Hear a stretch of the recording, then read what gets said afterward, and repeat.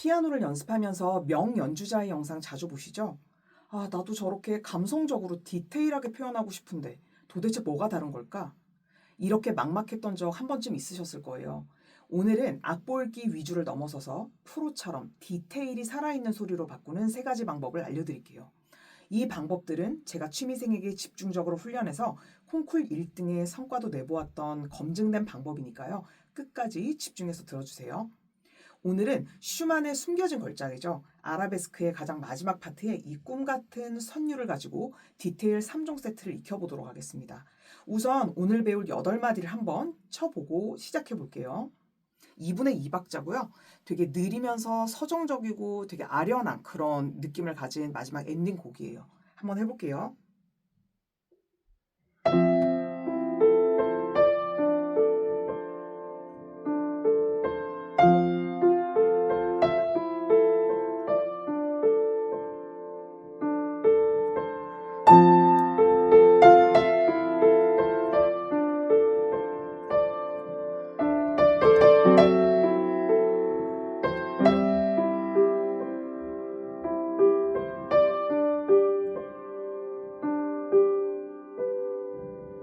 되게 서정적이고 아름답죠? 자, 첫 번째 그러면 포인트부터 넘어가 보겠습니다.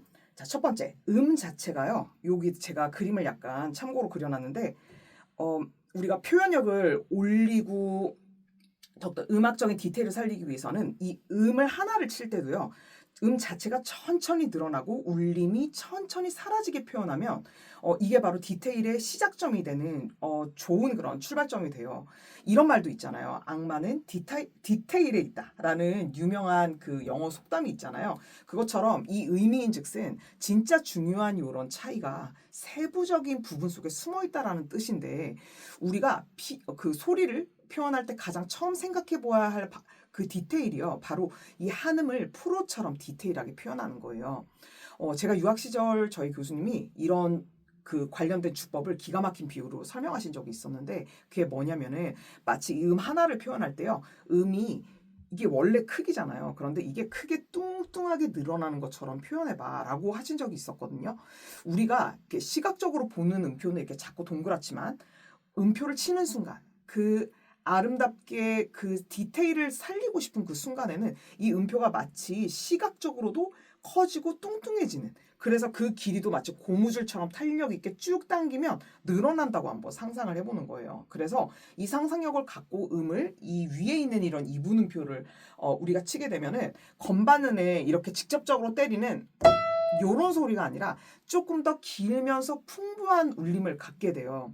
자, 한번 악보를 보시면 이 첫 마디에 가장 꼭대기 이분음표 아까 설명드렸죠? 이 길이를 충분히 아까 그 늘어난다는 그 느낌처럼 요렇게 침과 동시에 음표의 그 길이가 늘어나면서도 동시에 음을 위로 띄운다고 생각을 해보는 거예요. 대신 이 음이 늘어나는 과정을 그냥 갑자기 확 늘어나는 게 아니라 천천히 진짜 쫄깃쫄깃하게 늘어난다고 느끼는 거죠. 뭐 이런 식이에요.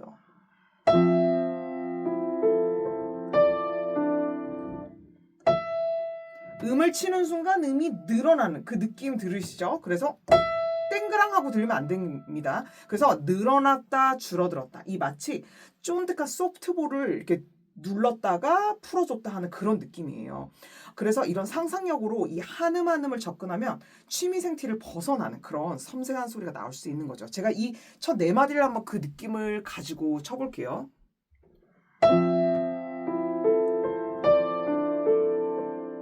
또 다시.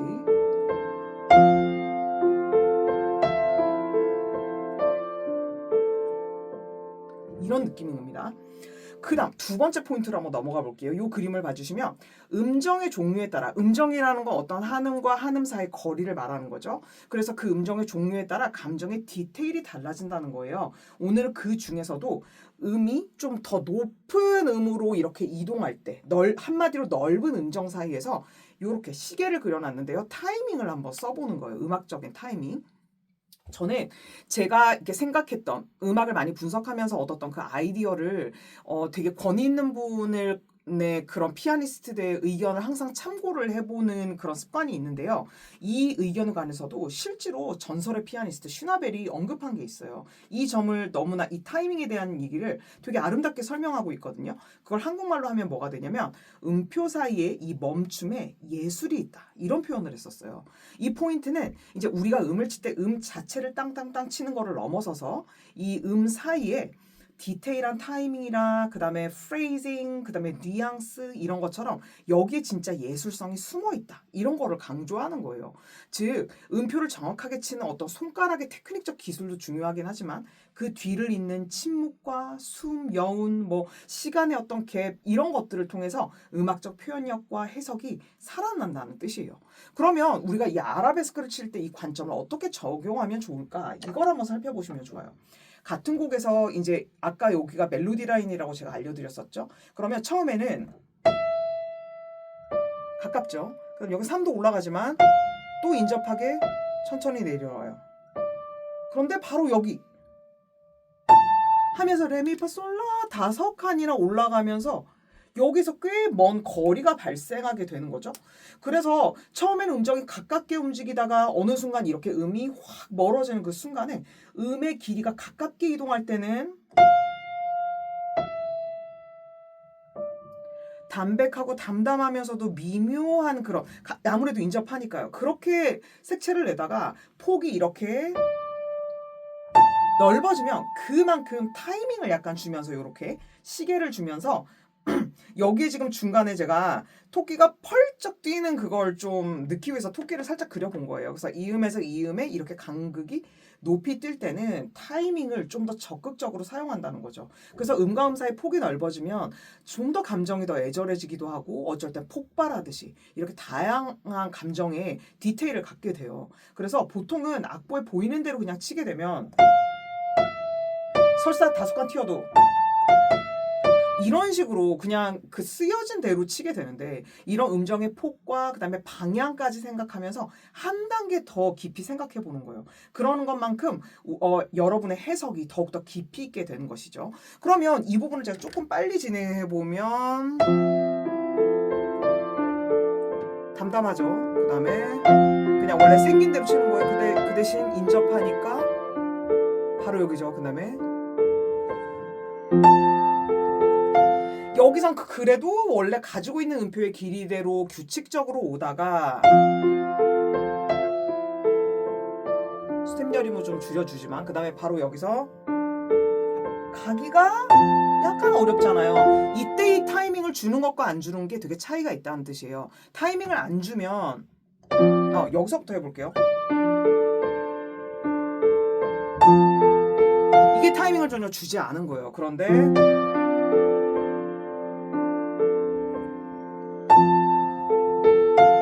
뭔가 이 음에 도달하기 좀 더 어렵지만 그 음과 더 연결을 갖기 위한 조금 더 애쓰는 그런 느낌이 들잖아요. 그래서 우리가 말할 때도 그러니까 이 음정의 이 넓어짐이 내가 강조하고자 하는 그 단어에 도달하려고 좀 애쓰나. 저는 이걸 되게 간절히 원해요. 이럴 때.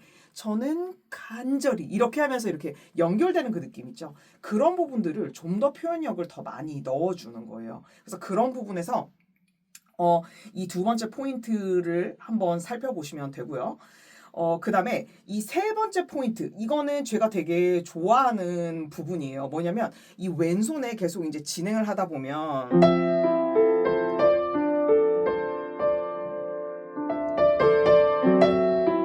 하면서 이 왼손에 F로 가다가요. 이 포인트부터 먼저 얘기하죠. 왼손에 이렇게 베이스가 있었을 때 가장 밑에 파트니까요. 이 음이 반음이 살짝 올라가죠. 여기도 그려놨지만 그러면서 음이 조금 더 환해지고 약간 보석처럼 반짝반짝 빛나는 그런 화음으로 바뀌는 그 디테일을 우리가 표현하는 거예요. 그런데 그냥 이런 부분은 샵 붙었네. 그러면 이런 식으로 표현하게 되면 어떤 감정의 그 연결도 없고 그냥 악보 보이는 대로 치시는 거잖아요. 그런데 이런 이 디테일을 하나 예를 들어드리자면 정말 이 찰나의 순간 간발의 차이인데 얼마나 그게 되게 큰 차이를 만들어내는가에 되게 좋으니까요. 가방계의 그 원탑인 에르메스 백 한번 들어보셨죠? 그러니까 그게 겉으로 그냥 보면은 단순하고 좀 이렇게 소박해 보이는 가죽 가방이잖아요. 그런데 그 안을 자세히 들여다보잖아요. 그러면 한 땀 한 땀 장인들이 손 바느질로 이렇게 스티치 간격을 되게 정교하게 뒀대요. 그리고 손끝의 온도로 심지어 느끼면서 이 다듬어가지고 그 엣지 마감 부분 있죠. 그런 부분들이 이 체온과 함께 느껴지면서 더 디테일을 정말 끝판왕으로 다듬었다고 해요. 그런 것처럼 우리가 이 세 번째 포인트를 보면 사실 이 F에서 F샵 올라간 거는 아무것도 아니잖아요. 정말 그냥 그 반음 올라간 것 뿐이지만 왼손 베이스에서 이 반음이 살짝 올라갔을 뿐인데 소리가 좀 더 고급스러우면서도 보석처럼 아름답게 변하는 그런 느낌을 여러분들이 이 미묘한 차이를 표현하려고 하는 것과 그냥 무덤덤하게 치는 건 되게 차이가 있다는 것이죠. 그래서 이 부분은 그냥 아예 쳐버리면 이 부분에서 살짝 올라갈 때 이때 이 파에서 파샵으로 올라가는 이 올라가는 움직임을 같이 갖고 움직여주면서 화음도 미묘하게 달라지는 느낌을 좀 더 여기서 강조를 해주는 거예요. 그래서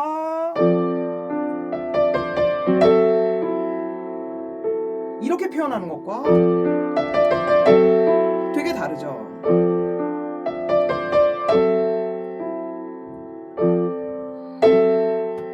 이런 부분들의 디테일이 여러분이 치시다 보면 되게 큰 차이를 만들어낸다는 거예요.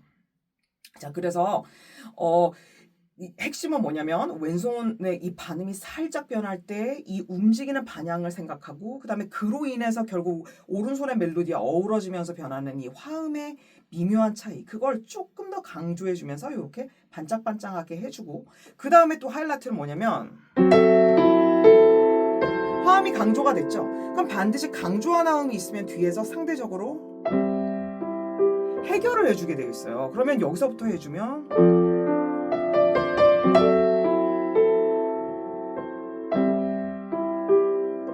이 하나 둘 셋의 이 관계들이 서로 쭉 어우러지면서 이 디테일의 차이가 이 뒤에 해결해 줌으로 정말 아름다운 그런 순간을 만들어낼 수 있다는 것이죠. 그래서 이렇게 세 가지 포인트를 살펴보았습니다. 그러면요, 제가 이 앞부분에 8마디도 치지만 이 뒷부분이 8마디 정도가 더 있어요. 그래서 그 부분을 이 말에 썼던 이 세 가지 요소를 한번 적용을 해가지고 전체적으로 제가 한번 쳐보도록 할게요. 자, 한번 해보겠습니다.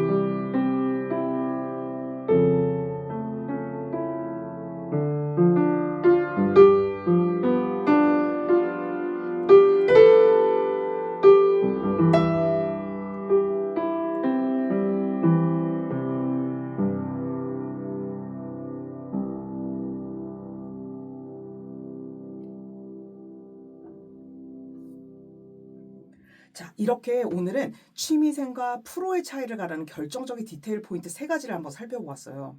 첫 번째, 자체를 이렇게 유연하게 느려서 표현하기. 두 번째는 음정의 간격에 따라서 타이밍을 더해보기. 세 번째는 반음의 이런 미묘한 변화를 느끼면서 감성적인 디테일을 살려보기. 이 세 가지는 곡의 장르와 상관없이 여러분들이 어떤 곡이든 적용해 볼 수 있는 그런 음악적 포인트예요.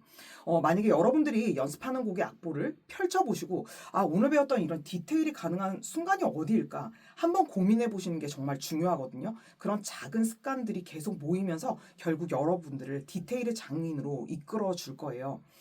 그리고 오늘 이 고정 이 영상의 고정 댓글을 보시면요. 여러분의 내면에 이렇게 숨겨져 있는 아름다운 음악성을 일깨워 줄 수 있도록 특별한 프로그램이 이제 연결되는 그런 링크가 있어요. 이 프로그램은 일주일간 진행이 되는데 무료이고요. 기수별로 참여를 하실 수 있도록 제가 진행을 하고 있어서 관심 있는 분들은 되도록 빨리 대기 신청을 해주시면은 제가 초대해서 또 저와 함께 한번 이 배웠었던 제가 이게 지금 네 번째 시리즈거든요. 이 7일간, 그러니까 7번째 시리즈까지 이제 진행을 할 건데, 그것을 직접 여러분들과 제가 같이 실행해보는 그런 되게 뜻깊은 시간을 가지게 될 거예요. 그래서 앞으로도, 갑자기 드라마틱한 그런 변화보다 정말 가랑비에 옷 젖듯이 음악적인 소양이 서서히 스며드는, 그리고 저와 함께 실행해 보실 때는 일주일간 또 딱 집중해 가지고 열심히 해보시는 그런 프로그램을 같이 해보시면서 점점 여러분들의 그 음악적인 그런 폭발력을 계속 이끌어 드릴 수 있도록 좋은 강의로 또 찾아뵙도록 하겠습니다. 그러면 긴 시간 또 함께 해주셔서 감사드리고요. 다음 5번째 강의에서 또 뵙도록 할게요. 행복한 하루 되세요. 안녕.